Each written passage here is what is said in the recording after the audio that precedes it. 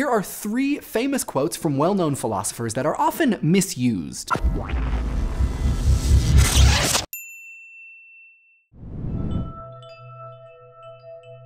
Thinking about existence is philosophical bread and butter. You want to stake out some new conceptual territory? Reimagine how things be. You could even think about thinking about being, but also be forewarned. If any scribbling that results from all of that thinking about thinking is both profound and snappy, there's a chance some of its meaning could get lost over time as it's quoted and re-quoted, sort of like a metaphysically themed game of telephone. God is dead. You guys, God is bread. Today we're going to talk about 3 quotes from 3 famous philosophers that are often taken out of context and what those quotes actually mean. That is, if words are in fact capable of conveying meaning in a way that's, actually, we'll get there. We'll get there. Are we there yet? No. Are we there yet? No. Are we there yet? The first is René Descartes' cogito ergo sum, popularly rendered as I think, therefore I am, and referred to simply as the cogito. In my experience, when the cogito is intoned, it's as an assurance. Whatever thinks exists in a way that's more existy than stuff that doesn't think. The point is a metaphysical one. If one thinks, one's existence may include, but ultimately transcends body stuff. The wiggly bits. I think, therefore I am doesn't mean I think and therefore I have a body. It means I think and therefore there must be stuff which I'm very comfortable labeling me thinking all them thoughts. For Descartes, the cogito was the first item of knowledge, a thing you must know before you can know anything else. However, the cogito's I isn't really the I of the person speaking, at least not in the way that we normally think of it. It's more like a placeholder. Whatever the I turns out to be, if it thinks, the thinker is it. Descartes' famous thesis also expressly avoids other people thinking and maybe being. It's all about the I and not the you, us, or we. This solipsism brings us actually to our next oft misrepresented and very related philosophical statement. Jean-Paul Sartre's hell is other people. Conversationally, at least, this is usually used to mean something like, oh my God, other people are literally the worst. Which, hey, maybe they are, but before we talk about why, let's do some background. Hell is other people is a line from Sartre's 1944 play, No Exit. In it, 3 souls are damned to hell, but instead of fire and brimstone and torture, there is a room, decorated in the style of the Second French Empire. Ooh la la. The souls, Inez, Garson, and Estelle, disclose what landed them in this opulent, well-decorated Hades. For all 3 of them, infidelity at least, it turns out. And eventually, of course, they develop a love triangle. In the end, Garson is unable to consummate his relationship with Estelle under the watchful eye of Inez, who also has a thing for Estelle. Garçon exclaims, all those eyes, intent on me, devouring me. What, only 2 of you? I thought there were more. Many more. So this is hell. I would never have believed it. You remember all we were told about the torture chambers, the fire, the brimstone, the burning marl? Old wives' tales. There's no need for red-hot pokers. Hell is other people. So other people are the pits, but not necessarily because they're mean, lazy, or immoral. Rather, it's because you are always subject to their perceptions. In Being and Nothingness, Sartre calls this the look. He writes, by the mere appearance of the other, I am put in a position of passing judgment on myself as on an object. For it is as an object that I appear to the other. Hell is other people because you are in some sense forever trapped within them, subject to their apprehension of you. Sartre said Descartes' cogito missed the mark. Descartes thought that being was based upon the knowledge of some I doing the thinking. Sartre said, nuh-uh, that is way too self-referential. I can't be a thing that is its own foundation. It has to exist in some external context. I has to be something with, quote, a presence in the world. Ultimately, though, it might be very tough to nail down what all of this being and presence is. Our experience of it is pretty convoluted, and our language isn't exactly great at conveying that experience, which is very much related to our last idea. Ludwig Wittgenstein's whereof one cannot speak, one must be silent. Normally, this line is used to mean if you don't know what you're yapping about, quit your yapping. But it's meant to mean something a bit more abstract. Much of Wittgenstein's work concerned how we create meaning, especially our attempts to describe reality using words, or words. We are thinking, we're thinking. What are you thinking about? Where of One Cannot Speak is the 7th and final thesis of Wittgenstein's Tractatus Logico-Philosophicus and expresses rather succinctly something Wittgenstein felt very strongly about. In a letter to his publisher, he explains, "My work consists of 2 parts, the one presented here plus all that I have not written, and it is precisely this second part that is the important point.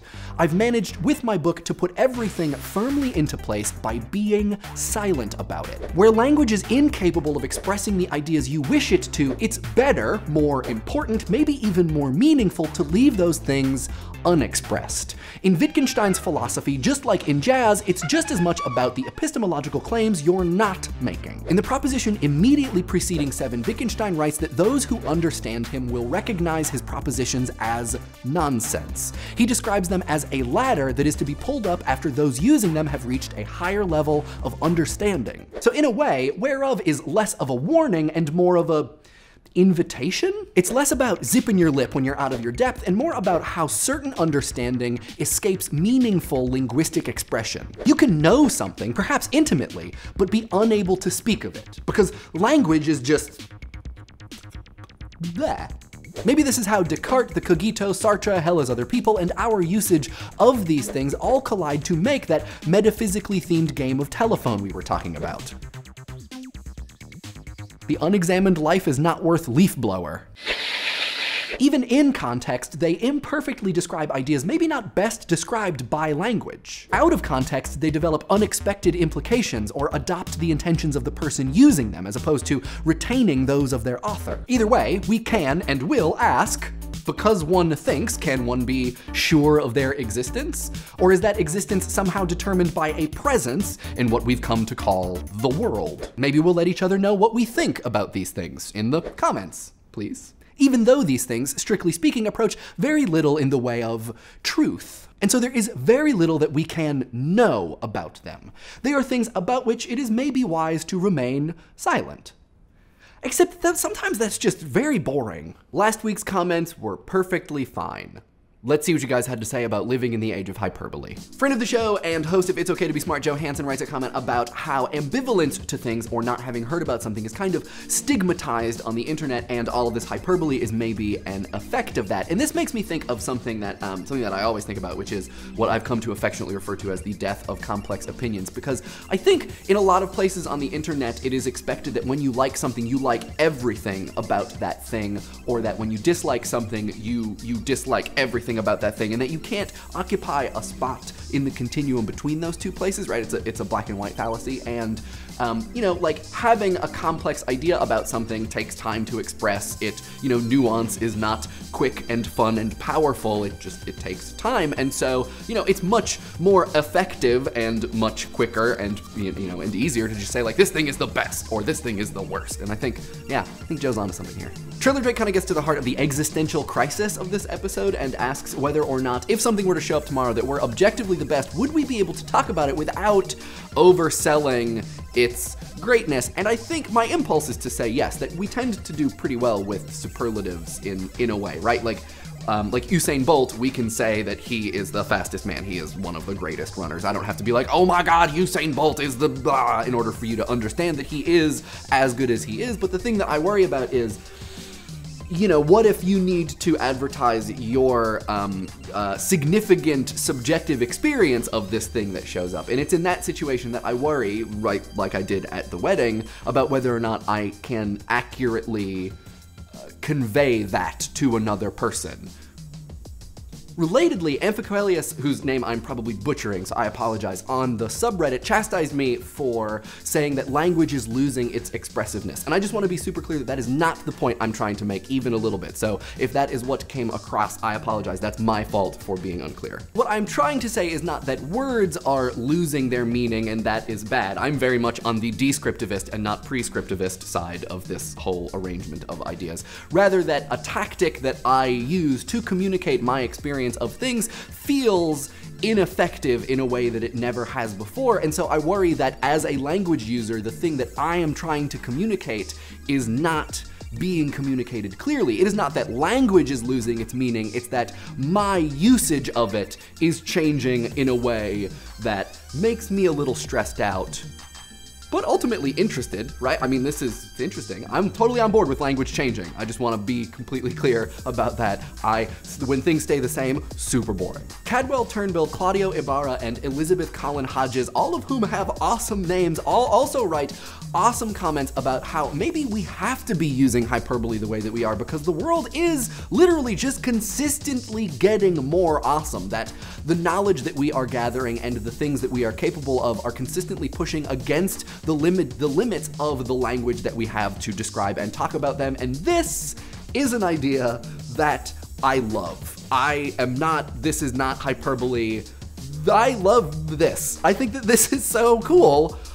I agree. These comments were really great. Links to all three of these and the rest in the doobly-doo. You should read them. They're incredibly inspiring. No, really. And finally, Astrophonix talks about how the English are the masters of understatement. And Astrophonix, let me tell you, my girlfriend is English, and sometimes she will say things to me and I will just have absolutely no idea what the subtext is, and I will have to ask her, like, are you being serious? Is this a joke?